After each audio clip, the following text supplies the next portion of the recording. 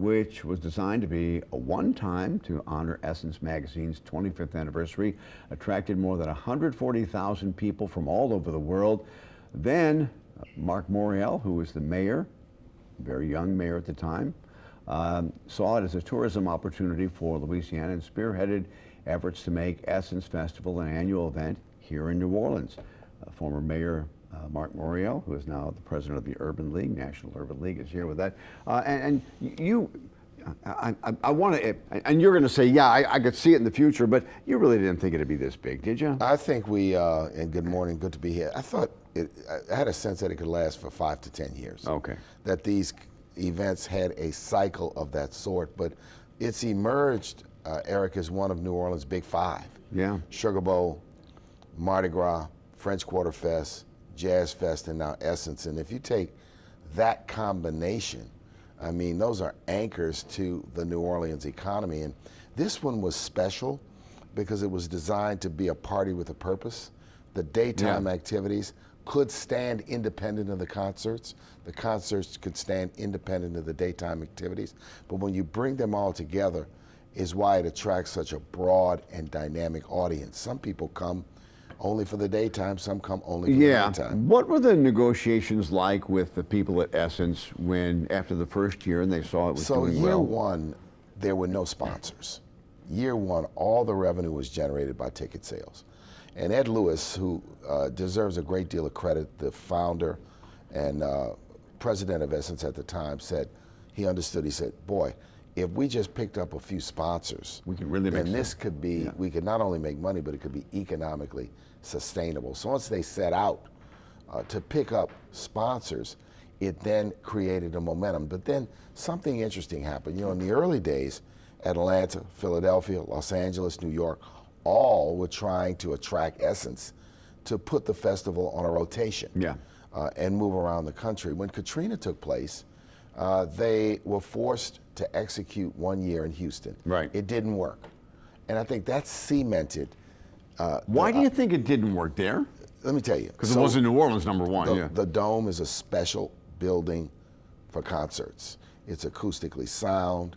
It was built and designed for large concerts. Number two, the convention center on one level and the walkability of the city and the authentic culture, the authentic black culture, meant that this couldn't be replicated anywhere else. And I think that combination, now in the early days, some in the hospitality community didn't understand how big this could be.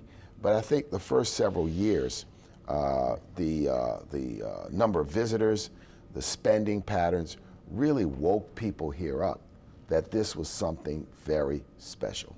And let me ask you this, as a former mayor, when you look at where the city is now, you know, we have not crossed that 400,000 mark in population since Katrina. Why do you think that Katrina put a hit on us.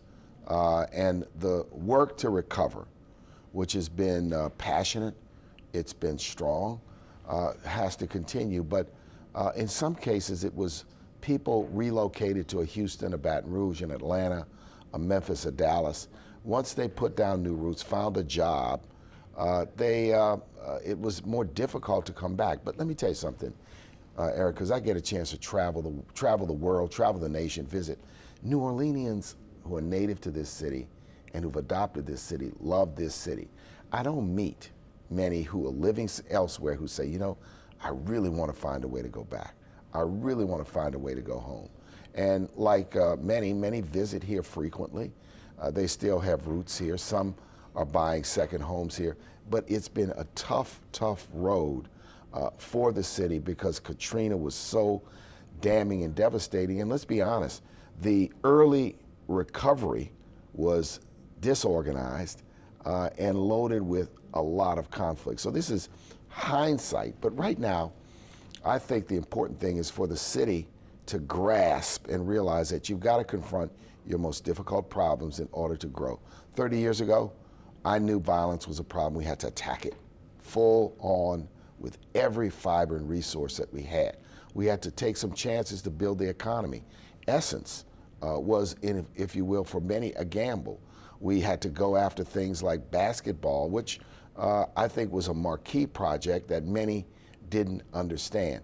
the city was building a tech business, a small, if you will, trying to create. So you got to come up with a plan. One thing I am excited about today is the prospect of all of the new medical facilities here. Yeah. And the chance to leverage that into something much greater. But it's got to be a united front. Quickly, I'm running out of time, Yeah. but it's got to be special for you to come back for the 30th year, and a lot of the events will be happening in a building that is named after your father. Yeah, it's incredible. You know, I'll get a chance to recognize Cash Money, Frankie Beverly. There'll be a lot of thought leadership talking about things like civic engagement, equal economic opportunity, the importance of diversity, equity, and inclusion in these times.